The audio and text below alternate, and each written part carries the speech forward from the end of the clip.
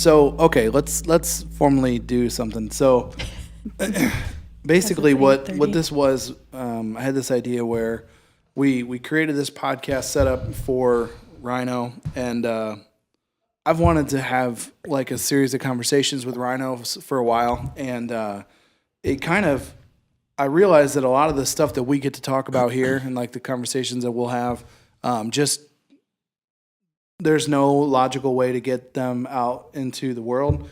And I think there's really cool people here, really smart people here.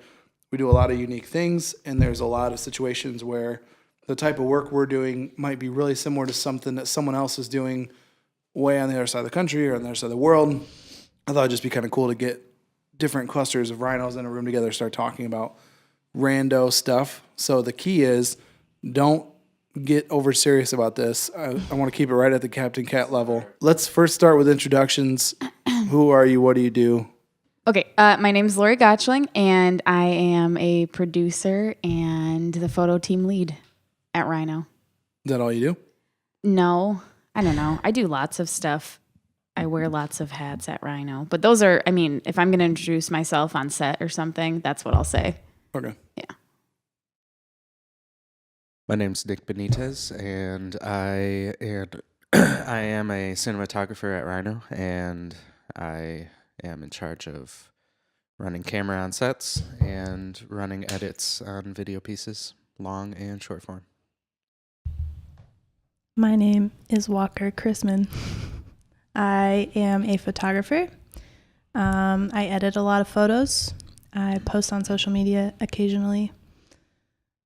I curate lots of galleries for everyone. And I make photo books. You know, you said you studied entrepreneurship in college, and I was just thinking about how critical that's been since you've been here, because when you came in, you were your role was really undefined. Mm-hmm. Walker came in, for anyone who doesn't know, she came in with some beer and some coffee from Nashville, and she followed the directions that were on the website, but there wasn't anything else really to talk about. So we just kind of had this awkward interaction for about an hour where I was like, well, thanks for the beer and the coffee. And we talked for like 10 minutes, and then there wasn't much else to say. And I wasn't sure if you were actually wanting a job or what you were doing here. So it was just kind of funny.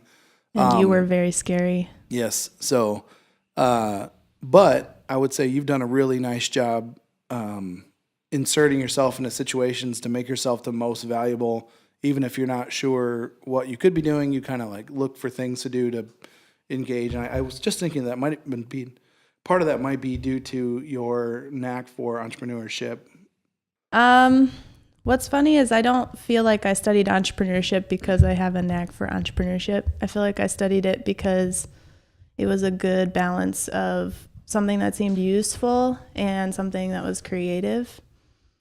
And that's kind of, I don't know. Maybe that's related to how I work here. That's cool. And what I do.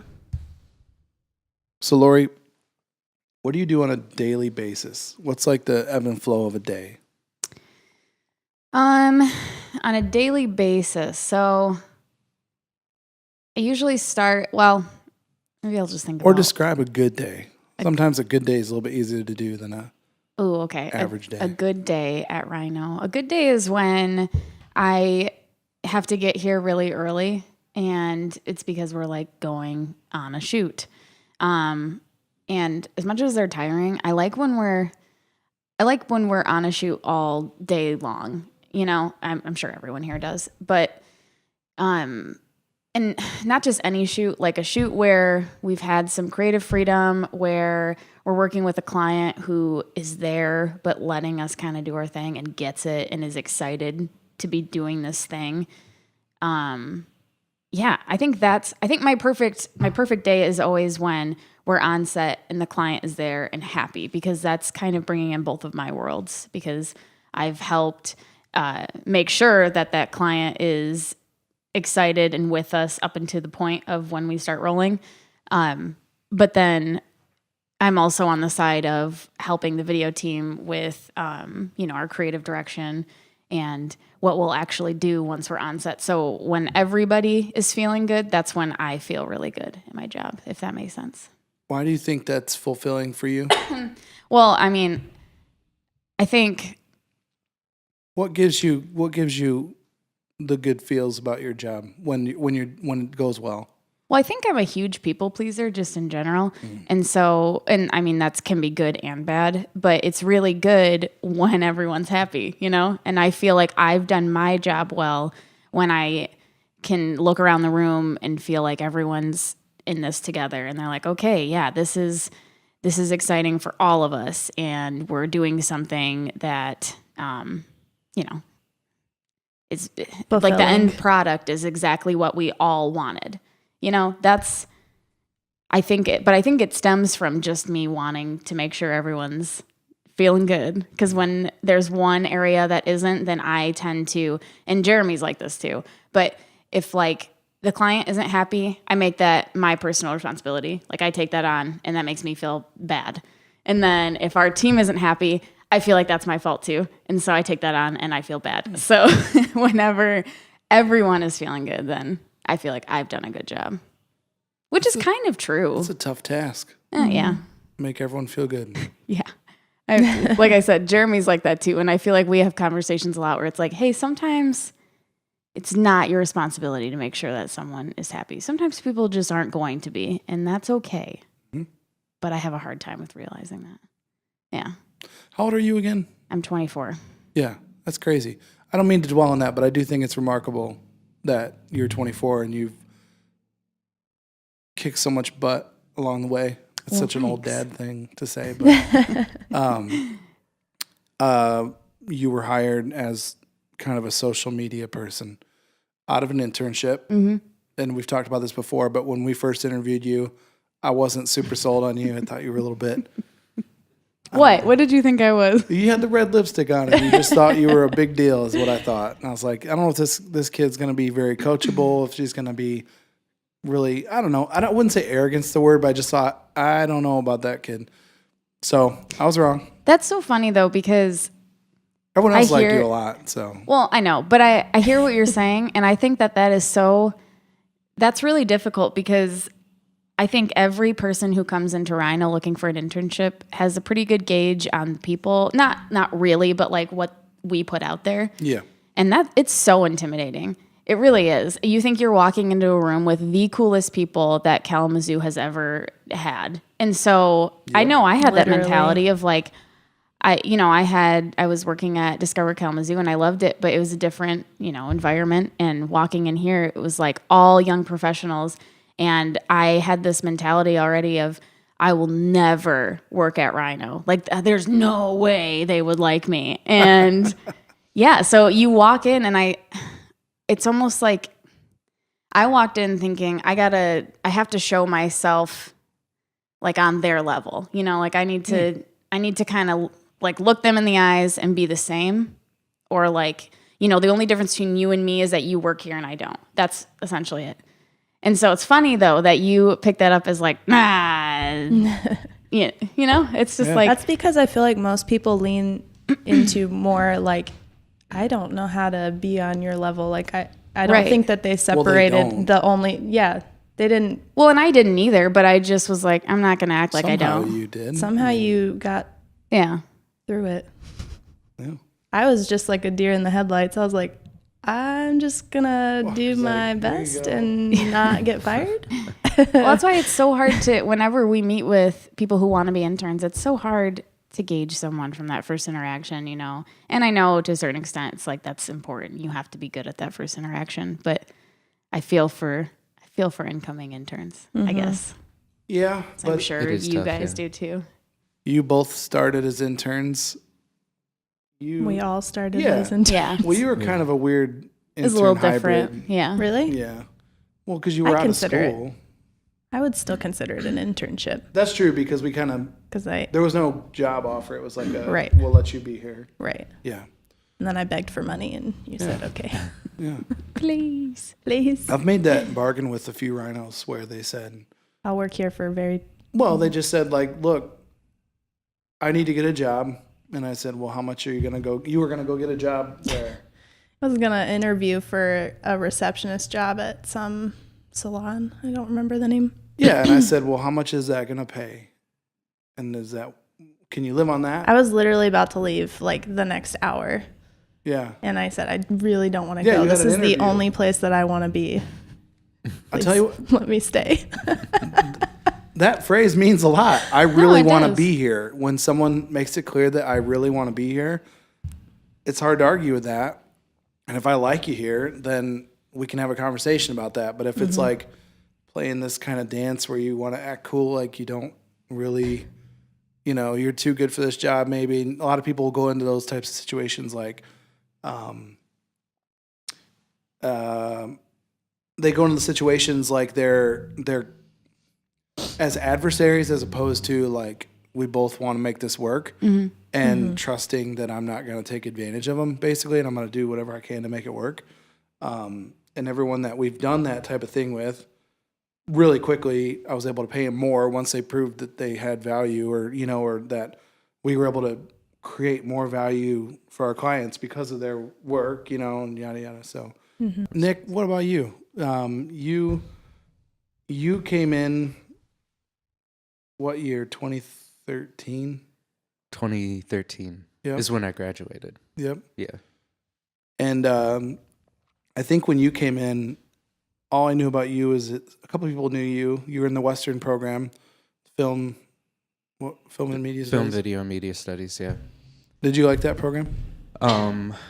Yeah, I liked it a lot. It wasn't, maybe it was just the courses I took, but I feel like I took every kind of production course that I could have, but it still wasn't there. And I know a lot of that is also like you got to go and check out the equipment on your own and make stuff on your own. And I felt like I couldn't do that at the time. So I studied a lot of film, like watching film, critiquing film, just major motion pictures, which seemed very far off from what we could do, or from what I could do. It just seemed like that was way down the line. But yeah, I like that. And I also studied writing, kind of in the same way Walker, where I thought I really liked English and I really liked story writing, but I thought maybe it was a nice it was something better to have in my pocket that could help me along with film stuff. That's cool. Yeah, and when we had you come in for an internship, it was like you and a few others, and I just remember that I liked the pictures you had on your Flickr page or something. Yeah. I was like, he's got a decent eye, you know? I like some of his stuff. And you had long,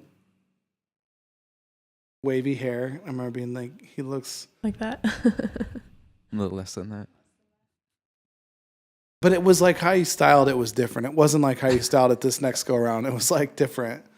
You looked more, I don't know how to say it, like you were from Italy or something. You just had like long, Did kind he of like look really gel hair or something. suave? No, yeah, I even showed up with like those double strap monk boot or shoes. And they're like really bright brown, really bright orange. I don't Yeah, I even remember think that. I know what It's you're talking interesting. about. And then you said you like the Avett Brothers. I was like, all right, cool.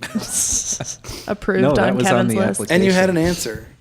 You said, I said, what's your favorite song? You said, Ill With Want or something like that. And I was like, cool.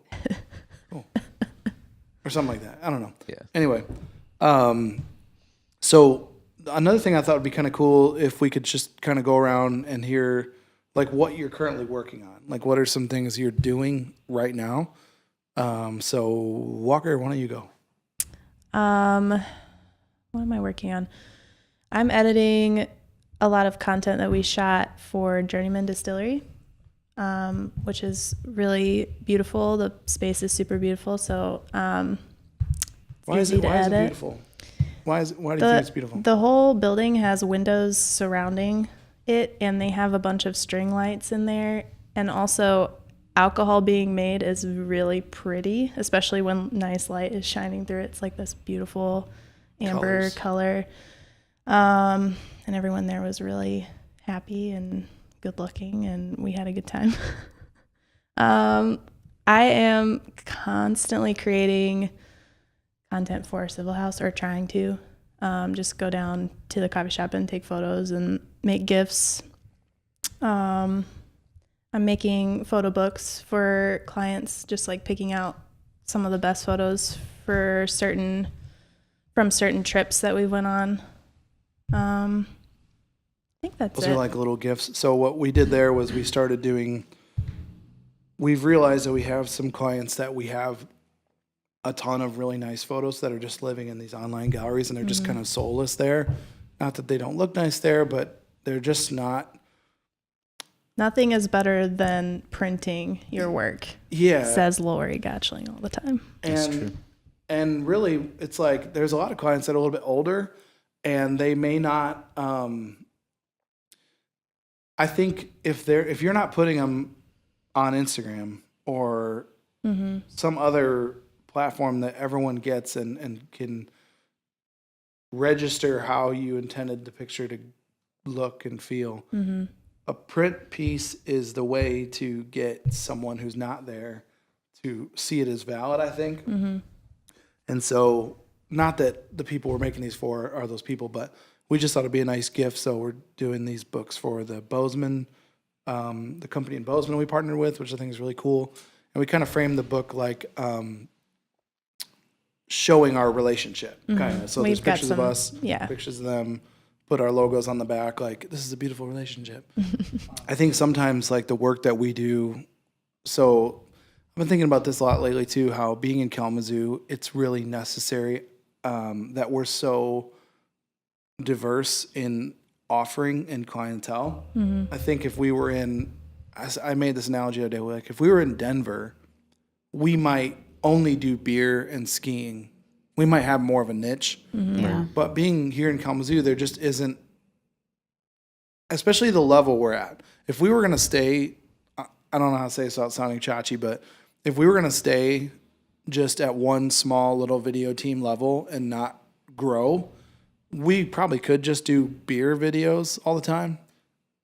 And that'd be all we do around here. But with our appetite for growth and leveling up and trying to get better and making our quality on par with anything else out there, at least that being the goal, you kind of have to be able to handle a lot of different stuff. So I feel like that would be super contradictory to like what we talk about too with being in Kalamazoo, like wanting to be a part of the growth and helping see all of these things thrive. And if we just did beer videos, I think a lot of us would be like, Uninspired. yeah, and I don't really even like I like beer, but it's not my favorite thing in the world. I'm not like you're a guzzler. beer guzzler. Beers. But if that's what we were doing, it would be kind of like, I don't even need to stay here. You know, this is really, it doesn't work for me. Yeah. So the way we position ourselves, though, works for me. That makes sense? Yeah. Yeah. I appreciate it. Yeah, I've said for a while that a lot of the people on our team probably wouldn't have stuck around Kalamazoo, maybe, if we didn't do what we do and we didn't exist. So one of the big things that people always kind of want to talk about with us is the travel and go, oh, you guys are traveling everywhere. And it's definitely part of, it's fun. But I think for me, I've said this a lot, but I want to make I want to allow opportunities for the people that work here, the opportunity to get to go elsewhere as often as possible, as often as their lifestyle can handle it and they can handle that much travel, because it's really tiring. It's really fun when you haven't done it in a while, but then when you had a couple stretches, I think, where we were like, hey, just got back from Mexico. Hey, get out there to, go to Alaska or wherever you went. I don't remember what it was, but it does get tiring. But the more opportunities for travel, the better, because there are no mountains in Kalamazoo. There's no ocean, and we aren't a major urban area. We're a small Midwestern city, and so. And it's also super fulfilling to go somewhere for a client and have a single purpose in shooting what you're shooting. Like, that you're leaving Kalamazoo to go shoot this thing, and that's like your task, and you can focus on that, and there's not a bunch of little things happening around you. Office birthday parties. Yeah, no donuts in the office. So it's super fulfilling to like accomplish that trip and then come back and be like, we did the thing. Yeah, you have one objective. Yeah. And that's the reason you're out there. Yeah, it's Whereas really like nice. during a vacation or something, you're just kind of like, Yeah. well, we could go see this market or something. We could go to Disneyland again. Go to Disneyland again, I guess. I think something interesting I'd like to just throw out there, and anyone can talk about it, is the balance between going to a shoot and going away to do a thing versus office life, like working a desk job. Because I don't think it's a desk job, but it is. And I think some people are really comfortable in a desk job role or know how to organize their thoughts and like get things done. Other people are a little less comfortable in it. And I think I'm going to say this, I don't think he'd mind. I think he'd appreciate the shout out, but Johnny was always someone that like really just openly was like tried to be good at working at a desk, and he just kind of always struggled at it. He was great when you'd go plunk him somewhere where he doesn't know a lot of people and he has to just figure things out. But when it came down to like, if we're not doing that, him at his desk was always a little bit of he'd just explode with singing or a joke or talking, like, and he'd drive everyone nuts. And it was like, Johnny needs like a little cube to put him in. I don't know. So do you The guys cube ever, would be for our benefit, not for his benefit. yeah. Well, if you let him He'd put go sticky crazy notes if up he around was. him or Yeah. something, If he had a bunch of things in there he could play with. yeah. Fidget We should cubes. actually get Johnny in here for a podcast sometime. But, what do you think of that? Do you guys have any like opinion on which do you prefer? I prefer not The Office. I prefer being Always. outside. Yeah. I think everyone at Rhino would prefer that. Yeah. I I mean, really it's do. nice when you've been out for a really long time to come back and just like reset for a minute, but any longer than you need to, it's just, it feels like you're fidgeting and Well, what want about to when go you're out. Well, what about when you're doing edit work, post production? Would you prefer it if you didn't have to edit any of your own photos? No, I like editing the photos I take because I feel personally responsible for the way they turn out in the end. So if someone else was to edit them, like when I have interns edit photos that I take, that is hard for me to let go of. These people walking by look so sad and these poor depressed. Because it's so cool. It's because And they she's got got a coffee McDonald's somewhere else coffee. before they came to Where'd Civil she House. get that McDonald's coffee I from? don't know. She came from. She's walking this way with McDonald's. She went the wrong way. They walked the other way. Yeah, The Office. Oh my gosh. Oh, Speaking of, the working in the office and being on shoots balance. That's a hard one. that was a. I think really that's long probably- door slam. I think that's the hardest part. Well, I don't know. I feel like that's the hardest part of my job, but I think that's really the hardest part of a lot of people's jobs here is like Is what? is wanting to be like on set and doing something. I think that's really, that balance is hard because the reason people come to Rhino is because they want to do the thing, you know, like they want to touch the camera. They want to help with the creative. Camera. They don't want to sit at a desk. And so, I think Allie doesn't mind it. well, sure, but she didn't come to Rhino as an intern. She's I that guess type. that's the difference maybe. Or she's a finance person. But yeah, I don't know. I think we all go through that every day. And a lot of times I have to tell myself, hey, if you want that thing, then just do this thing for a little while and then you'll get to do that thing again. But sometimes that gets hard, you know, because I want to be out running around, taking photos, directing, all the above. Yeah, I couldn't have somebody else edit my videos. It's as much as I kind of want to. I was telling Lori this last night. Editing really stresses me out. And I get like, it's just a bunch of video clips in a space. You have to create your own little organization. And if you don't, you have to create an organization system for yourself. And if you don't, you're up poop creek. It's just bad.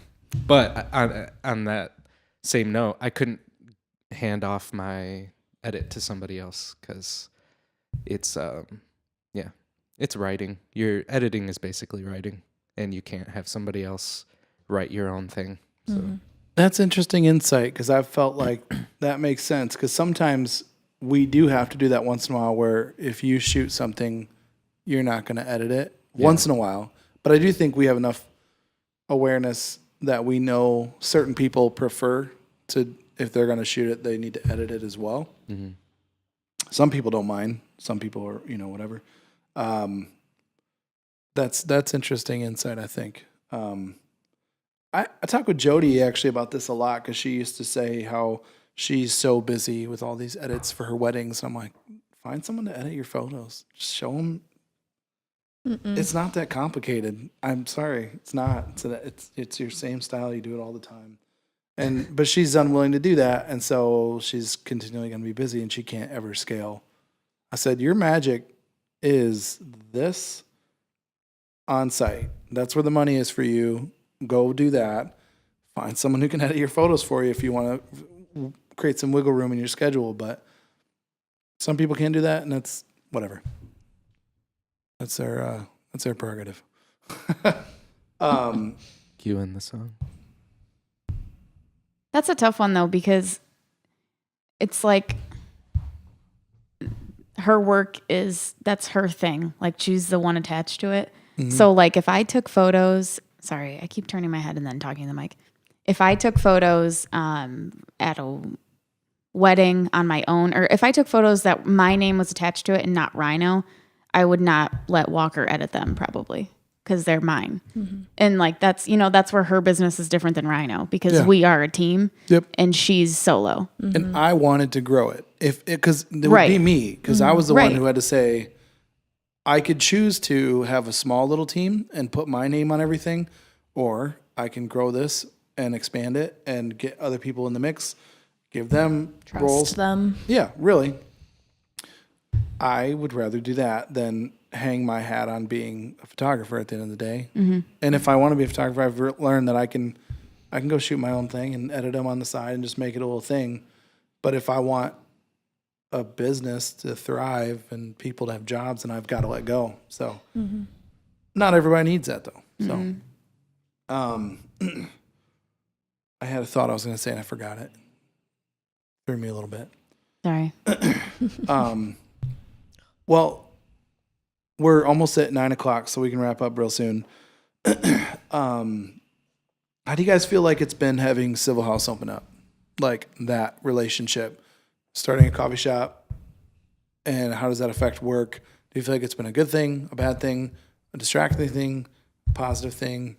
Do you like it? I think it's pretty cool. I think it definitely adds to, it's always something kind of adding to a conversation that you have with somebody in the community or something like that. Like something other than personal work that we're doing at Rhino. Not personal, but business work that we're doing at Rhino. But it is, I don't know. I think it's been really cool to see more people that don't work at Rhino come in. People that I know or don't know. Do you think it's overstimulating though because of that? Because the boundaries are kind of blurry? A little. Like I had to tell Mac to not text me when someone I know comes in every time because he did that for a bit. And then I was like, I can't come down right now. And it was a bummer because I want to see those people. Yeah. So you just have to make sure you're not always running down and being like, hi. Well, it's different for you and Kevin than it is for us because I don't really have a problem with not, I've removed myself from that really. I mean, if I'm not working, sure, I'll go there and say hi. But usually when I'm there, it's like we have an early shoot or it's about to be Monday morning meeting or something like that. And I just go in and grab a coffee, say hi to the people working there. Someone's there, say hi, and then leave. I haven't really sat there since the beginning, I guess. Yeah, I haven't either, and it kind of pisses me off. Yeah. I really want to go hang out there, and I never get a chance to. I like it, though. I mean, for the sheer fact that I like it for a lot of reasons, but the convenience of it and having good coffee at our fingertips is awesome. It's really just finding the balance of, okay, we can't buy it every day. Yeah, I told myself I can only buy coffee on Tuesdays and Thursdays now. Yeah. Yeah, for the first few weeks, no coffee was being made upstairs at all. Yeah. Um, That was funny. And we're supposed to be taking like any beans that are going to age out at Civil House, and I think Rhino's buying them at a cheap cost or something Yeah. for the office now. Oh, that's good. So maybe there'll start to be more pots of coffee getting made. But even so, it's the fact that I need a break from this. I can walk downstairs, go outside for a second, stretch my legs, then go back. That's better than going over to the pot of coffee. Yeah, you don't have to go far to reach another social space. Yeah. Yeah, More people talking, things like that. it's like an ecosystem, kind of. We should I make, just want to say ecosystem. we should make our own currency. How so? Do you even know what an Civil ecosystem coin. is? Civil coin. Do you? No. Pecker coin. Also, question: are we putting big coffee like letters outside Big- at some point Big B coffee. Like COFFEE. or something? Civil House Coffee. Yeah, we're gonna have a sign. Right now, there's really no signage. That's the one thing that is hard for me. What? To accept Just like that I we don't drove have a by sign. yesterday when I was going to Western, and I looked at it, like really looked at it from the outside, and I was like, "What is that?" It doesn't look like anything. No, and I think I think because we're so active on social media, and that's kind of like the demographic that is going crazy over Civil House. Also loves social media, but if you're driving by, it still isn't like coffee, and For I sure. think that's needed. Yeah. I'm sure you know that. I'm Yep, just saying. we're it. working on it. Yeah, no, those signs are expensive. And believe if it. you want like an illuminated sign, you have to have electrical run to it, and it's a pretty big deal. Like PNC. Could we just Exactly. Yeah, take let's get the that one. PNC sign? Paint over it, or just put PNC. Coffee. I wish that PNC sign did not say PNC. I wish it said something Kalamazoo. cooler. Yeah, like that. Yeah. Which That'd be PNC nice. sign are you talking The illuminated downtown. one that's Downtown. by Big B, right? It's huge. about? Oh, It's like a theater light. It's cool looking, Or a theater sign. but Oh. it says PNC on it. I see. Sorry, Pansy. We love you. Sounds like you're saying pansy. Pansy. Pansy. Cool. Well, anyway. What? I'm curious. Oh yeah. What know if made this is the you first time I've done this, choose me, Lori, and Nick? Dan is boss. Was it random? I actually really wanted someone to ask that question. Thank I'm you for very asking that. curious. You want to know why I chose you? Yeah, us three. Oh, for today? Yeah. Oh, I thought you meant like to work here. Well, you can answer that because you really wanted someone to answer ask the that. other one. Well, I think I'll try. Well, we don't have a ton of time, but I'll try to do this. So, okay, so I'll just work this way. Since you asked a question, I'll work this way and make you wait. So, Lori, like we said, when we interviewed her for internship, didn't really get a good vibe or necessarily, I don't know. I hate saying it like that because it's not like I didn't like you, but I didn't vote for you. Everyone else did. But through the internship, we got a chance to kind of see you work and see your skill set. And I think what I saw in Lori was just an ability to adapt to different situations and having a creative problem-solving brain. And I don't want to act like I accurately could have predicted this, but she started off doing social media because I knew she had some acumen in that area, and then seeing her as a photographer, and then realized she could be a producer because you were working with Plusinak, I think. And then when Emily left, it was like, oh, I'm going to need someone in this role. And you stepped in really well. And then I realized that even on set, you've kind of emerged beyond just producer, but being able to direct. And I think all of that is just a transferable skill set, probably kind of what you're saying, born out of getting people to be happy but also you're being a strong communicator and having a strong opinion of what the thing should or should not be like at the moment that you're looking at it. So I think that's just really translated along each job, whether it's like an Instagram post, a phone call, directing a set, calling talent, whatever. Clear communication, commitment to saying accurate things is really huge, and having a good artistic taste. And then Nick, I would say when he came in, the first time he really wowed me was when we had shot this little video of my buddy Muzamil, who's a MMA fighter. And I think I shot it on DSLR. I don't know if you went with me. Did you go with me? No, I think he shot solo. Yeah, I think I just went out to one of his practices and shot it with a Mark II or Mark III or It something. was a bid video because he was trying to join a team. Right. He needed a video made. He was trying to join this thing in Thailand. So you cut together that really artfully, and I felt like really respectfully put together a piece that I just was wowed by. And I was like, wow, this guy actually has got really good storytelling chops in editing. And I was like, that's really cool. So from there, I said, this just won you the Michigan Beer Film editing job. And so then pretty much from then on, I think that's all Nick did for the remainder of his internship for the most part. And then I don't remember at what point you actually got hired.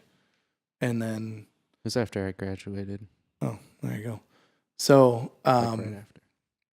I think for me, just seeing that ability for Nick to like look deeper into something was really important, and not just grab it and edit it however you please. It's kind of like he saw the story for what it was and worked hard to tell it in the way that best represented it.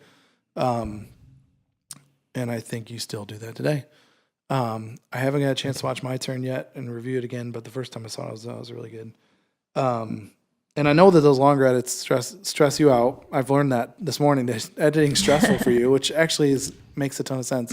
But I know even those longer edits are just, they're cumbersome and tiresome, and so we do try to get you some quick wins, and then before you go back into the long grind of digging and telling a long story. And then Walker, I think you were a unique situation because being Mac's wife, you came in first, right? Kinda, yeah. Yeah, Mac was working over at Fido, and you started interning here, and we kind of had some conversations about your attitude, and I was like, man, Walker just seems kind of like a kid sometimes. She gets really, I don't want to say, I mean, I guess the word would be emotional, but you just Defensive. Defensive is the right word. You'd get defensive, and I was like, look, and we had that heart to heart, and I was like, look, Walker, I don't care about your artistic ability. I know that it's good. I'm not worried about that. All I'm looking for is if you can work on a team, and if you're coachable, and if you can show me that you can handle the human side of this job, we're going to be just fine. And I think that was like a light bulb for you, where you're like, oh, I don't need to try so hard to impress Kevin or Ashley that I'm creative and a good photographer, because he gets that, you know? And I just can't say enough how much I've been thankful that you have grown really quickly. I saw in you the willingness to park your pride even when it's hard, and you know, I don't know, and you're young, and I think for me, I really try to see through the facade of what people put off, the exterior like identity they want to put out, and go like, who are they really at their base? Who's the identity and the soul of that person? Can I lead them? Can I get them out of that and get that clutter out of the way and let them do good work and all that? So, and like your willingness to just do whatever, I think, you know, and like try to find ways to provide value. So, and again, I can't say enough. This isn't true for everyone, but you brought us beer and coffee at the beginning, and it was really good quality stuff. And I was like, this isn't just crappy beer. Other people have brought beer or coffee, and it doesn't guarantee anything. That's life. So that was a nice start, and you've continued to improve and increase in your ability and your communication and handling conflict and handling resistance. And so I will continue to reward that. Cool. So when I picked you for the podcast, frankly, we were sitting here yesterday and these two were here, and I was like, do you guys want to do a podcast tomorrow morning? And I just thought who would be a nice compliment to those two. And I just thought Walker. We didn't answer one question. Oh, what is it? Well, no, we're at time, right? It's okay. Just give me your answer. It was on the list. You had asked. I wrote that list at a stoplight last night on the drive. I know. Figured. I think it was something about balancing creativity. Was it Oh, how do you're you be creative on demand? That one was a good question. I'm sorry. That's okay. Let's do this again Yeah. real soon. Yeah, thanks for having us in. Yeah. Really had a great time. Thanks to Dan Martinez. This All was right. very fun. We'll wrap there. Thanks for doing this, everybody. Thank you.